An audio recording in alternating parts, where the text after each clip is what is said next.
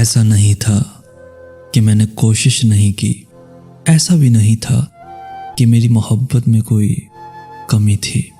मैंने दुआ भी मांगी और भीख भी, मैंने सजदे भी किए और परहेज भी, आंसू भी बहाए, हाथ भी जोड़े, दोस्त बदले, सोच भी, और सबसे बढ़कर तुम्हारी खातिर खुद को ही बदल डाला मैंने। मिन्नत भी की, गुस्सा भी किया, जो कर सकता था वो किया। मैंने उसे वादे भी याद दिलाए जो उसने किए थे। मगर दोस्तों, जिसको जाना होता है ना, वो जाता है।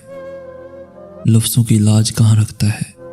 ये मिन्नत, ये समाजत, ये दुआएं, ये भीख सब बेकार जाती हैं। मैंने तो मोहब्बत भी इतनी खामोशी से की थी कि मेरी मोहब्बत ने शोर मचा दिया था। मैं आज उस मकाम पे हूँ कि ना उसकी तलब है, ना जीने की तमन्ना है, तो बस एक मुसलसल अज़ियत, बस एक मुसलसल अज़ियत है।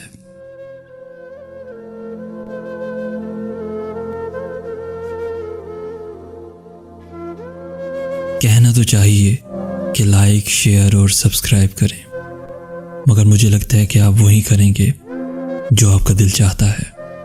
तो अल्लाह हाफिज़।